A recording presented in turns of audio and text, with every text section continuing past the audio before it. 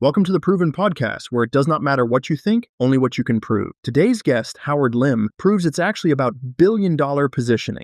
With 37 years of experience behind campaigns like Disney's Lion King on Broadway and the LA Marathon rebrand, Howard has cracked the code on what separates million-dollar brands from billion-dollar empires. The show starts now. All right, welcome back to the show. Today we're with Howard, and we're talking about branding and so many other different things. Thank you so much for being on the show. Absolutely. Pleasure being here. So tell the audience a little bit more about you. I know you've got some amazing stuff. We were talking about this off camera, about all the campaigns that you've done and all the branding you've done. Tell the audience a little bit more about you and how you're an expert. Sure. I've been doing what I've been doing, but it's evolved quite a bit over the last 37 years. And pretty much everybody's been affected by one of the things I branded or positioned or built over the last years. Like, for example, I helped position Lion King, the Broadway show for Disney to their investors. And now I think it's made over $9 billion. Um, the UCSB Access Card, which became the standard for all campuses now. I think, if I'm not mistaken, it's about $20 billion annually across all campuses around the globe. And then the rebranding the LA Marathon, which we had to sell out participation. Now they're using that format for all LA marathons, and that drives a lot of revenue as well. I'm very much about, when it comes to branding, ROI. It's all about ROI. So how did you get into this? How did you discover that you had this gift and that, branding really was your thing? Really, quite honestly, it's gonna sound kind of weird, but when I was 5 years old, the first time I ever finger painted, um, filling the paint, and back then it was like powder and mixing it with water. I just remember putting my fingers on the paper, and I felt it was so magical that I was able to create wherever I chose to, whatever my imagination allowed me to do. And when I was in grade school, through junior high, through high school, the teachers noticed that I was really into design and art. So I'd be always taken to the side and given special projects. And I had a chance to go to, I think, two of the best schools in the world, Cal Poly in San Luis Obispo. And I majored in applied art design before design became even a major, and studied packaging, photography, design, illustration, and the list went on. And then after I finished my degree there, I went to Art Center School in Pasadena, and that's like where the model Audi TT came from, Volkswagen, some of the greatest movies you ever seen. So I really wanted to go to that school, and they had the first Macintosh lab in the world, and I figured out how to get things out of the computer. And that's where it really hit me hard. It was like, well, let me just do this for other companies, showing them what's possible to get really creative. And fortunately, Fortune 500 companies understood what I was doing. So I started working, representing like Apple, Xerox, and DreamWorks, and started to show them what was possible. And lo and behold, by working with big brands, such as those Fortune 100 companies, I started to learn what it really took to build a brand, because brand is not taught in school. Um, and so it really hit me that it was like, wow, okay, what is the makeup of branding? The essence of branding, quite honestly, if you really look at it, is one, design, which has to do with engaging and designing things that are aesthetically pleasing to engage the consumer and hit their emotions. And then advertising, which is all about positioning. And so when I was growing up, it's like, okay, my brother was in advertising, and he says, you have to choose between design and advertising. I said, why can't I do both? Right. And that's kind of evolved to the branding as we know today. Now it's built with more layers, but that's the essence. So you talked a lot about how there's a difference in branding and that you've learned it, and it started with fingerprinting and ended up with DreamWorks and all that, which is just wild that you go from that. What are some of the major mistakes that people do when they do branding? I mean, other than having to rename their podcast in the middle of the season. So a lot of times, quite honestly, what I found, there's two ways to build a brand. Yeah. From the hip or by design. Right.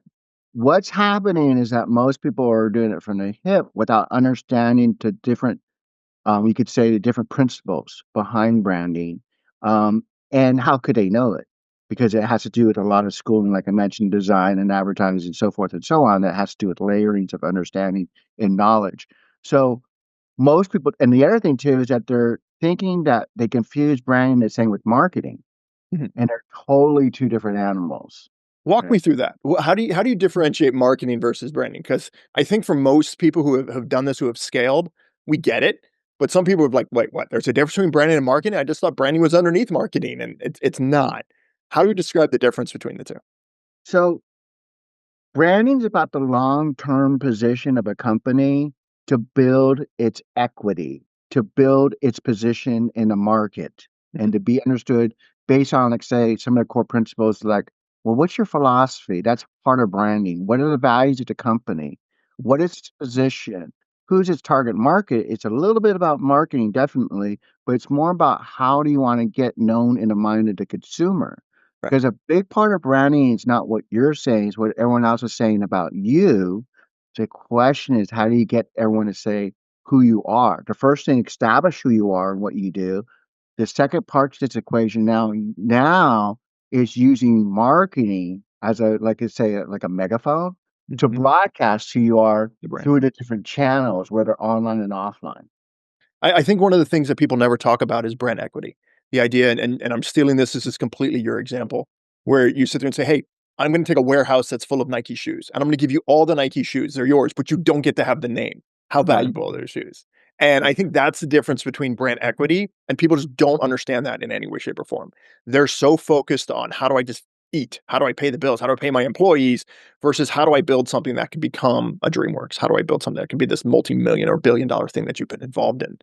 So, one of the things you were also talking about is there's different people inside branding. There's different people that you hire, and there's different environments. And most people just, I don't think, understand that. I think like, oh, I'm just going to hire a guy for 5 minutes and my brand's done and I'm good to go and I never have to reevaluate it again. It's completely wrong. Walk me through that as we go into those things. Yeah, so what's happening too is like a lot of people that use branding don't do branding. It's so funny because the popularity of branding really happened about 12 years ago. I've Mhm, been doing it way back like over 30 plus years. The point being is this is that it became more popular through like Time magazines, Forbes magazines, Money magazine. Everyone started talking about branding, right? mhm, But then the next day, everyone says they're doing branding. And so there's a lot of confusion out there. So what happens is that a lot of people are not doing, in fact, quite honestly, out of all the hundreds of people I've met over the years that say they do branding, mhm. two people actually do branding. Yeah. It's a very complex world. It's It a really is. complex world. So going back to your question, there's different differentiations between different experts of branding. Basically, there's three major camps.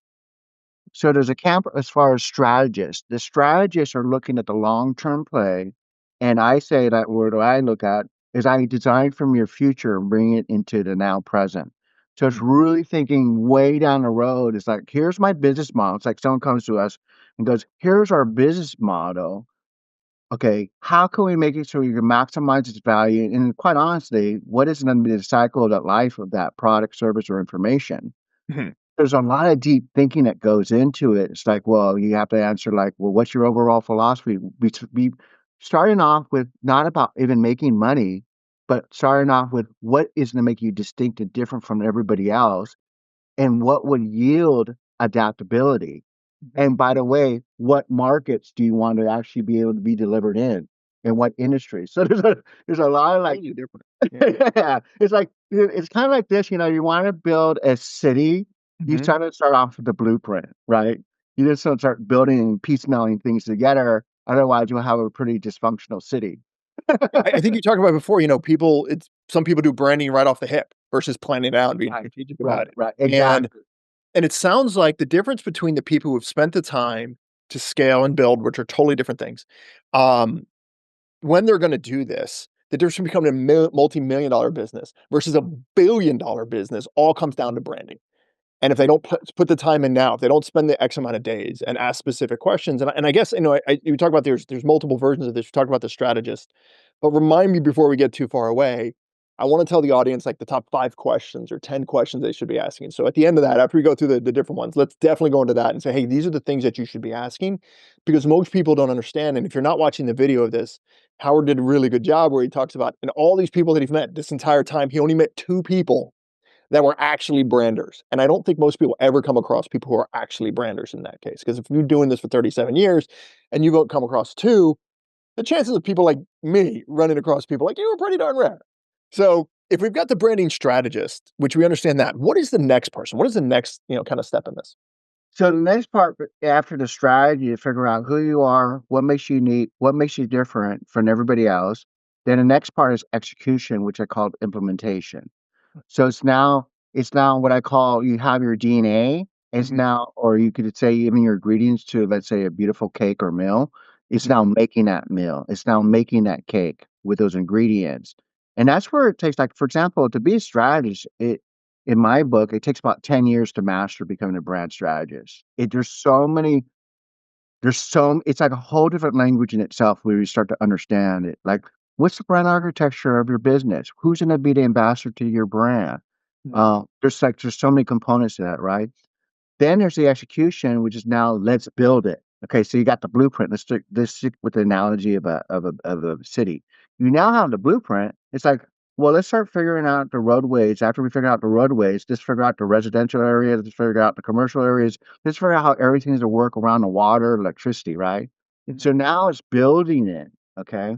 So the building part of it, there's in my book, there's like five major components to it. So branding memory is about not what you're saying, it's what everyone else is saying about you. The question becomes how are you going to influence them? And getting back to that brand equity, what's in the mouth help them become familiar with your brand, with the face of the brand. So I call it the brand icon. The brand icon is the name of the company, Mhm. it's the mark, like the Nike swoosh. It's the font that you use, like, Apple's very clear what font. It's the color that you use. For example, Pepsi owns red and excuse me, Coca-Cola owns red, Pepsi owns blue. So these are the things that really, and the font that you use, so the tagline as well. These 5 elements are what start to build the face of the brand. Now, is that branding, the logo, for example? No. That's 5% to a brand identity. That's 5% to a brand identity, okay? Now you're talking about, okay, that's the face of the company. Think of it like a brand, like a person. Now it's the personality, okay? When you look at big brands, think about this like commercials. You got the Mahan guy for Allstate, you got Flo for Progressive, you got the Geico Lizard for Geico. Those are all personality to brands. Now, why do big brands do that? Is because they want to make it personalized and they want to be relatable to their target market. Right. And that's part of the designing into strategy to figure out what kind of personality should we create for a brand? And then what are the associations with that personality? So when you write the copy for a website or let's say commercial, now you're going to have some consistency Right. between how you're actually projecting that brand, the storytelling, the tone, voice. So what happens when people do it on their own and don't understand it? It's called the Sybil effect. I call it the Sybil effect, where they have all these different personalities out there, Right. their brand. Guess what? No one knows who you are. Right. You're actually diluting your brand before you even started. Yeah, I never sat down, even with everything that I've done, never sat and said, "Okay, what's the personality of our org? What is it? What is the personality at, and how are we coming across this?" And just while you were talking, I was going through a couple companies that I've worked with, and I was like, "Oops." So, the idea that I'm like, we never had this guy, and we did great. We exited, we had great multipliers. We've never sat down and looked at our sales copy. We never looked at our website. We never looked at our posts. We never looked at anything and said, "Okay, what is our personality that we're trying to come across?" It was more about can we get looks and views and can we get virality? Can we get, is it going to close? What is it going to do for the ROI? What is our upcoming sale versus, um, and it's interesting because when it comes to, because you gave the insurance ones, there are specific ones I will not buy from because of the personality they chose. I'm like, that does not resonate with me. I'm not going to do that. And it was one of those things that's completely subconscious that I didn't understand in any way, shape, or form. So when someone's trying to design this personality, I'm going to completely go here because this is fun. How do you find that balance? How do you find a situation where you might have gone too far down the road with one? Like for, simple example, there's a very specific personality for political parties right now. And that it is what it is. It's a personality. We get it. I'm not going to bash one side or the other. I'm going to leave it alone. This is not a political show. But, I talk about this all the time that people don't buy products and stories. They buy, I'm sorry, products or services. They buy store identities in ways out of pain. I'm going to have to add to that. They buy personalities because if I told you and I asked you, hey, here's a guy who's got a 4x4 truck, who do you vote for? Here's a person who drives a Fiat, who would they vote for? Here's a person with a Louis Vuitton bag, who's the person with a Whole Foods bag. You know who they're voting for. So I've always used these examples, but I've never understood it as a personality. So that's huge for me. When you're designing that personality, how do you design it in a way that you're not going to isolate Right. a huge chunk of the audience.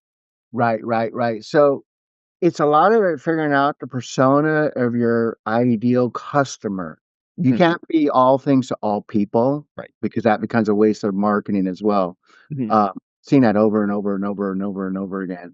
So really, it's really what's called, and goes back to when I was doing a lot of work in ad agencies back in the 80s and 90s, which is still, it's now coming out.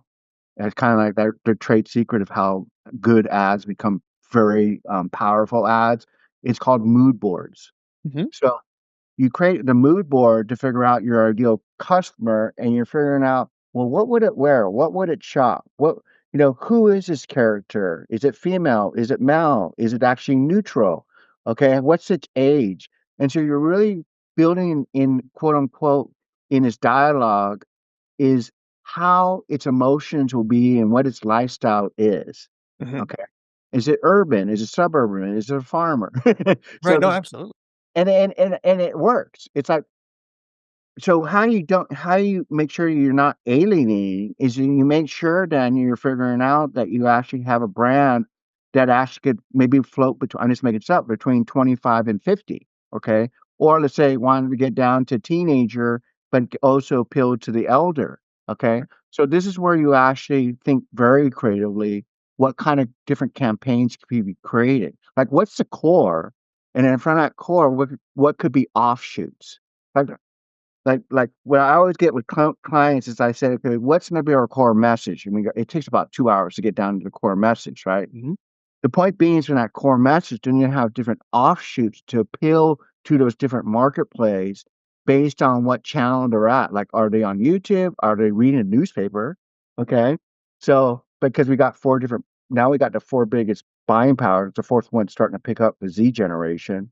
But the point being is that you got to really understand the psychology of your buyers to figure out what will be the right persona for the personality to be relatable. And the reason why we buy from emotions. 100%. It sounds like you're building not only are you trying to identify your target market, but it's about who does the target market wanna have lunch with? Who would the target market invite to their house? Right. That's who you're building because it's basing it completely off emotions, and it's something that I've never heard of before. Again, you've only met 2 of these in the world. I've never heard anyone describe I've always heard, build rapport, get emotions, avoid, identify their pain, find their watering hole. All of those things I've heard a million times. I've never heard anyone say it's about personality. What is your personality of your brand? Absolutely game changing. So going back, okay, so we got strategist, we've got the implementer, we got the blueprint of the city. We have okay, now who's going to build the city? What's our next step? How do we go from there after that? Okay, so when I always go like when we were rebuilding WSS, for example, in 2010 in the recession, but company that was not doing well at all. Mhm. Uh, what we had to do is do a relaunch, and so we came up with a strategy. I worked with literally seven or VPs to actually come up with solutions to all of them. But the biggest thing was to come from the standpoint that we're all on the same page. Like everybody, because they had their in-house branding, marketing, advertising. I also worked with the CFO and COO, CEO, da da da da da. But everybody was moving in their own different directions, and I call that the silo effect. So the first thing was getting everybody were on the same singing sheet, and that's why that what we call a master blueprint is so imperative to make sure everyone's clear where we're heading and how we're all going to move there, because it's everybody's business when it comes to building the brand. Okay. So I know this is going to come as a surprise, but you're telling me that when you go to scale a business, that people don't talk to each other, and inside the organization, they're actually not each other's friends? No. So, all right, so yeah, surprise. I tell people all the time, the biggest problem in the organization is not the fact you're trying to get customers. It's just internal. Your culture is broken. When you're Exactly. doing this, they're just completely the CFO hates the CIO and the marketing person. They Exactly. hate each other. It's the biggest Yeah. problem. You got to unify your culture. When you run into this, you've done this at pretty high level. You've done this for billion-dollar companies. I'm completely taking us off course here, but what are some of the ways that you unify? What are some of the ways when you come in and you're like, "Hey, guys, I get it. Marketing thinks branding is garbage. Branding hates IT. IT hates fulfillment." How have you found a way when you come in and you help out these huge organizations, which is what you do? How do you say, "Okay, guys, we all need to play nice to each other because we don't like to eat in 2 months." How do you do that? What are some of the tips and trades that you do? So that's a great question. So I always start with the philosophy, and I always work with the spearhead, the founder, the CEO, or it could be the president or a combination, right? But Mhm. whoever is in charge, okay? I get to understand who they are. And what's funny is that employees, like with companies that have been around for decades, even like generations, the you could say the management positions finally get to understand who he or she is and how they think.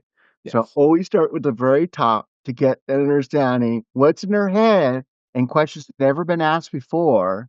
So then we could actually start to figure out, well, what are we looking at first of all as a business and where we're heading. So I always start with the philosophy, and I have these very deep questions I ask the quote unquote the leader, you could say, and once those questions are answered, I form this statement, and that statement should not be more than 2 sentences long. Any longer than that becomes not memorable for anybody. Mhm. Okay, And it's so it's not confusing. these lofty paragraphs. Right. So what are the questions that you ask the founder? What are the one that you walk in? What are the, like, the top 2 or 3 that you're like, "Hey, I need to figure out what you're the spearhead. How do we find alignment here?" What do you normally Yeah, ask? sure. So one of the questions could be like, if you're facing the more horrific challenges with your business, what values are so inherent your company would cease to exist? Gotcha. Yeah, most I can tell you most C-levels, because this is who that's my world. I interact with the C guys. I would say majority of them would have no clue how to answer that question immediately right off the hip.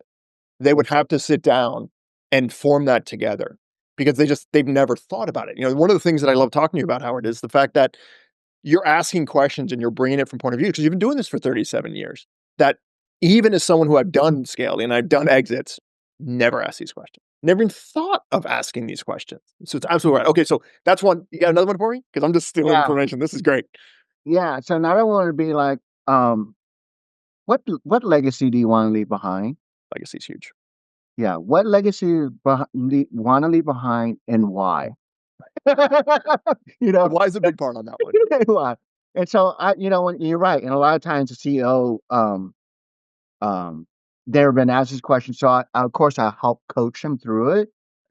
What happens is, though, is that they start to see a bigger picture than they ever thought was possible. The reason why I do this, by the way, is it's kinda like reverse working and it's talking to over 100,000 business owners because I speak all over the world. The point being is this, as I looked at the common denomination and looking at patterns, and I realized that most companies only reach 25% of their potential. So I wanted to create a model so they could reach their full potential, 90 plus. Right. And so with these deeper questions, it allowed us to tap into was the opportunity of really creating something with a huger, bigger ROI, but also deeper penetration in the marketplace, and actually having it where we could do more good for all stakeholders. So there's a reason why I start figuring out what is the questions that are not being asked that could actually create a company where it's a hell of a lot more sustainable, a hell of a lot more scalable, and actually a place that really people want to work with or work for. So that's why I went with this quote unquote strategy of going with deeper questions is so the client would actually end up with something with a deeper potential of a bigger business. Okay, if they chose that for themselves or to exit faster for that matter too. So it sounds like, doing these things, you mentioned it earlier, that some of the stuff you did in the 80s and 90s, which no one was alive back then. No, it was so far ago. That some of the stuff you did back then is still reaping fruit now. Something 30, 40 years later, these companies are like, hey, we're still implementing it. And this is the value of branding, not marketing, about Ex- building this and sitting down and answering these deep questions. One of the things you told me about that you do is you work with, yes, you speak all over the world and you've spoken to all these people, but you work with individuals and you really do a brand analysis for them. What does that sound like? Because most people haven't ever done that. They'll just say, "Hey, I need a brand. Okay, give me a logo," which you already mentioned is like 2% to 5% of who you are. Right. Most people have never sat down with someone who is a brander. So if they're walking in and they're like, "Hey, I'm going to work with Howard on how to do this," because I want to say a brander, but I don't know any other brander. So Howard, so what environment? What are they going to be doing? What is that experience like for them? So no matter, and you're right, I work all the way down to solopreneurs. Like literally, it's not for me the size of companies. It's more about the difference that they're making. And so my job for me is it is really is so honestly, so I look at this place, at this globe that we are on, and I look at it from the standpoint, how can you actually make it better? Yeah. And so it's made up of all these different personalities and different individuals. So what I look at is like when I work with someone, I always look at are they operating out of integrity? Do they want to make a difference? Are they coachable? And do they want to have fun on the way? Those are my I wish people would answer the third one. Are they coachable? Good God. You know, I always talk about it. It's not about the. I don't care about the size of you. It's a question is, can I scale you? I've said this for years and years and years. The coachable. Yeah. Holy Moses. I tell customers as well. It's like, okay, do they want your product? Can they afford your product? Will they buy your product? And then the last one being the most important, do you want to work with them? And people always forget the last one. So even when you're trying to coach people and scale them, are they coachable? And that's a Yeah. hard ball game. So when someone comes in, let's say they created a podcast name and it sucked and they have to change it on the fly. What are they going to be expecting to walk into? What are some of the questions? What does that environment look like? What should they prepare before they show up to have this conversation with you? So what I always start off with, no matter who they are, what size, what industry, if they're B2B, B2C, or B2G, which is business to government, I always start off with an assessment. Mhm. And I do it online. That allows me to work here and work with anybody. And so what I do is I ask them to turn in like their logo, and there's a bit which we don't have a we could talk about the difference between a logo and a brand mark. But let's say the logo, they turn in their website, they're turning in brochure. If they do have a product, their packaging, even storefronts, because I did a lot of design in storefronts, or billboards, or radio spots, TV spots, their social media. And what I do is I will look and critique it in a way to take it from good to great. And it's usually an hour long, and I work really fast, and the whole thing's recorded, and I'm marking things up and going, okay, where's your value proposition? Okay, like their website, for example, the website. I have this process that I take companies through. Is like the way I look at website is that the homepage should really be like a trailer to a movie. Okay. Most websites I see is that they're throwing everything in and plus the kitchen sink. So Yes. everything's Overwhelmed. shouting at you, right? And the reason for that is because a lot of times these people that are designing websites are not designers, they're desktop publishers. Yes. Desktop publisher is someone that has no experience in design that picks up a computer and then calls himself a graphic designer without any 4 years, 8 years of schooling. And so what happens is that there's a whole pattern to reading a website, anything for that matter. Dominant, subdominant, subordinate. Dominant, subdominant, subordinate. The headline should be the first thing that people engage in, like a really strong headline that's engaging. And then subordinate would be like the body copy to back that up, right?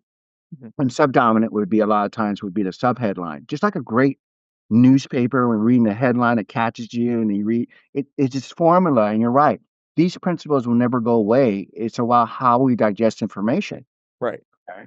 And I So, think people don't understand that these ideas, you're talking about human behavior. Sure, right, there's different ways to get it. It could be a newspaper or it would have been smoke signals and now it's social media. The core of it hasn't changed. The delivery method has changed. right, But the core of it of humans are humans are humans are humans. We right. talk about this, you know, I've talked to special force operators and we have this conversation all the time. They're like, just shoot to wound. I'm like, why would you shoot to wound? Why wouldn't you, you know, eliminate your target? And they're like, because the target has friends and I'm gonna turn one target into four. And I was like, that's universal across the board. It doesn't matter if it's a 50 cal at 1,000 yards or if it's a bow and arrow at 20 feet.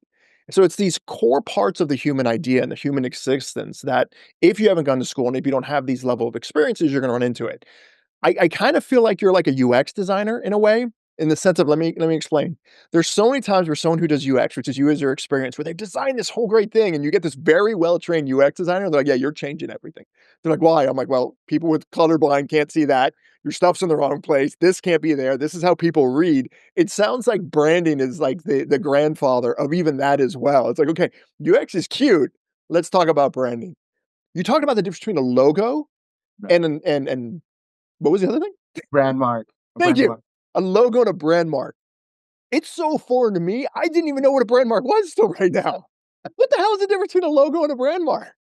Okay, so yeah, well, because I started to create what's called an authentic brand, so I start creating a glossary of Mhm. distinctions, and that's a lot of times why people haven't heard of this. because it's its own category created over the years.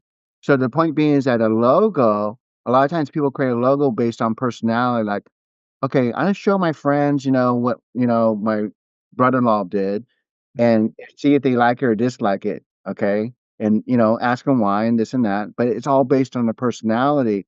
And a lot of times, logos, for example, I call them a liability, where they're not simple, they're not bold enough, they're not unique enough. They won't work in black and white, so they work as a embroidery all the way down to an app. They won't work from an app to a billboard, so they miss a lot of the science to it. The second part that they miss is how it connects to the business. So a lot of times I look at something and I go, "Well, what does this have to do with your business? What does this have to do with what you just told me 5 minutes about your business and what it's about? How does this connect, quote unquote, your quote unquote identity to your consumer or customer?"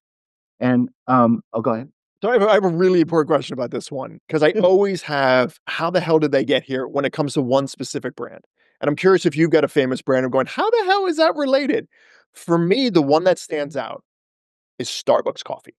Mhm, The logo of the mermaid holding up her legs that is cropped. It's a very famous, it is what it is. How in the name of Zeus's butthole did they get from there to there? And I guess my question is, if you've got a logo that you've already been in bed with long enough, it's been part of your brand for 10, 15, 20 years, pivoting your logo or your brand mark is not easy. How does someone who didn't know that you existed a couple years ago go, "Oh crap, we have a mermaid with her legs spread wide open as our logo. Good God, it might work. It might check those boxes. It might, hey, look, we can embroider it. It looks good in black and white. It's clear, but it doesn't align with our brand. It doesn't align with the personality of our brand. How does someone go through and say, okay, how do I fix this? How do I do this? How do I pivot this? So that's a great question. So it's really interesting because when I present and I'm, teaching and presenting, I'll show case studies of where a company had a logo to a brand mark, and one of them is Starbucks, by the way. Yeah. So Starbucks, if you look at it, it's very like hand done. It looks very junior level. It looks like Yes. someone's done it, in their basement, and then you could see the transformation over years. Okay, and I knew they're gonna have problems when I first saw Starbucks, and it took like 3 more reiterations, probably cost them millions of dollars to redo all the storefronts and everything associated with all the marketing, all the advertising, all the product itself, right? Right? To redo it all. So what they had was really, God, this is a loaded question. So let me just finish this discussion. So so they had the evolution from a logo to a brand mark, and the the one that was prior to the one that they have now, it's called an emblem mark, where they chiseled it down graphically so it looked beautiful, it looked simple to digest, but they had the words integrated into the actual Right. mark itself, of what's called a pictorial mark of the mermaid. The problem with that is that as you start to migrate, you start to grow your company into different countries, guess what? That need to be translated from English to Arabic or Chinese or whatever, right? Mhm. It will look like a whole different brand. It looked like you just got knocked off. Right. So what they did, which is I'm a firm believer in that, and I actually started to figure that out building brand marks, God, years ago. The point being is this: you want to separate the two. So the mermaid is now separate from the words. So now the mark itself, the pictorial mark, the picture is filling it up in a sense you don't have to have words anymore. Right. It could You stand see on its that? own. You have something now that's universal in all languages. It has nothing to do with the words. It has to do with an image. Right. So it Okay, so that's how exists. that one was Right. able to do it. To keep that story, but how he came up with the book, because Moby Dick, da da da. We keep that part of the history behind it. But the point being is that now it actually is a brand mark. So now we don't have any limitations where we have a lid on it, and now we're able to grow that into any part of the world for that matter, because now you have a strong brand mark. So one of the questions that people are going to ask about branding, especially now that we live in a world where you can't get domains anymore, where you can't get the name that you want, and that influences a lot of the name of the company. Where it's like, oh, I want to name my company the podcast show ever, and I'm sure someone owns that. How do you survive when you're building your brand, where you fall in love with an idea and you've got your brand mark and all of this, but the domain's not available? Do domain names matter anymore? Absolutely. Before you even think about the name though, you really wanna think about the position, do the strategy session to figure out what is your position, who's your target market, what media you plan to be reaching those target market. And when it comes to naming, there's 5 basic categories of creating a name. And first of all, you want to create a name that really don't you don't want to have more than 3 syllables, and then ideally you don't want to have it more it's more than 2 words. Mhm. Why? Because it goes back to how we think. If you want someone to remember who you are, you got to make it simple. It's true. The dot bomb era, they make up all these fanciful words. Well, you're never gonna be able to find a website because these You can't spell the damn thing. remember that whole era was like total chaos. I'm like, what a freaking nightmare. But anyways, um, yeah, you do wanna have it where so let's go back to, like, there's 5 ways to create a name. There's generic, which is not trademarkable, which the hotel in Las Vegas tried to create the hotel called Name Hotel. They battled God knows how much money they spent trying to figure out if they could trademark that name. They could not because Right. it's a common word. Then you get into, um, descriptive where you're describing, like Motel 6 when it used to be $6, right? Not anymore. Okay, and then you get into suggestive, and then you get into arbitrary, like apple to fruit and apple to computer, right? Mhm. Then you get into fanciful, totally made up, like Exxon. Right. Now, here's the beautiful thing. As you start to go up the chart of to the, where it's arbitrary or fanciful, you're gonna have something that separates you from the pack. It will take more to get people to know who your brand is, Right. but the beautiful thing is you will leave the pack and get more known and be more unique to be more memorable, like Lululemon, for example, Yes. right? Or as much as we don't like I didn't like the word at the beginning, Google, right? Yeah. But the point but the point being is that as you move up the chart. So there are plenty of words that are when we come up with names, we come up like literally when we work with clients, we come up with hundreds of names. And my job is to look at if we get a high percentage of dot coms because there's ways to articulate what kind of name should you be creating based on a strategy, and from that DNA starts to build out. Well, what are all the possible names that we could create based on that strategy to actually best represent that brand position? Right. There's so much that you've shared here. There's so many things that even with I'm in the middle of a renaming and a rebranding now where I'm like, that's got to all change. There's so much that people just don't know. How do people find you? How do people, sit down and get some of this knowledge and maybe save themselves millions of dollars in, not trying to brand something that they can't brand and make it so that their company can scale up into that next level? How do people find you? How do they sit down with you? How can someone pick your brain and get access to you? I make it really simple. I give away my mobile number and my personal email. Mhm, So my email is howard@howcreative.com. mhm. Okay. Howard@howcreative.com, HOW creative.com. And then my phone number is 310-804-4251. And then we'll set up like a 10-minute discussion. And if you want to, go through quote unquote, it's up to you. If you want to go through a full assessment, then what I do on my website, I sell it for $2,500 for an hour, but through a code using HOW, you hit the coupon, say apply, it brings it all the way down to $500. And I'll do a whole evaluation, a whole assessment on what you've been creating and show you the gaps. Here's what you just told me where you want to be and who you are, but this is how you're representing yourself right now, and what is that gap? So if someone doesn't have the ability to call you up or jump on the website, are there other resources you have that people can get access to? Are there tools that you like to use? Yeah, so I took this time to write a book. It took me 5 years. I think it's been about 15 years, and it's called Authentic Branding. Mhm. It's sold, not so much in bookstores, but globally. But the fastest way people can find it is on Amazon under Authentic Branding by Howard A. Lim. And you can find my book. Now, the reason why I created this book, by the way, because at the time there was maybe 5 branding books when I wrote this book. Mhm. And there's one book I really admire called Strong Bands, by the way, that really inspired me. But the point being is that none of these books really had any exercises, Yes. and no one wanted to divulge any of their trade secrets, which that's fine. I get to respect that, you know. And I said, well, I'm here to help out as many companies as possible. I didn't actually say, okay, what do you do to create your values and how do you test your values? And then give examples and da da da da. So that book is not just a book to read. It's based on um, actually how do you actually think about your own brand. And it's available on Amazon. It's on Amazon, yeah. Need to go to Amazon after this. Okay, perfect. Thank you so much. I really appreciate it. I just wanted to make sure we had that. I really appreciate you coming on and changing so many different things. Just the idea of, for me, the biggest takeaway was that it's a personality, that you're building that. I was like, oh crap. I literally every company I built in scale, I just went, oh my God, I left so much money on the table. Holy Moses. So yeah, darn it.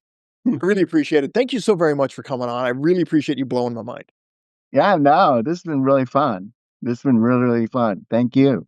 Success isn't about having the perfect strategy on paper. It's about executing imperfectly and iterating based on real feedback. While others spend months perfecting their business plans, winners are out there testing their assumptions with actual customers.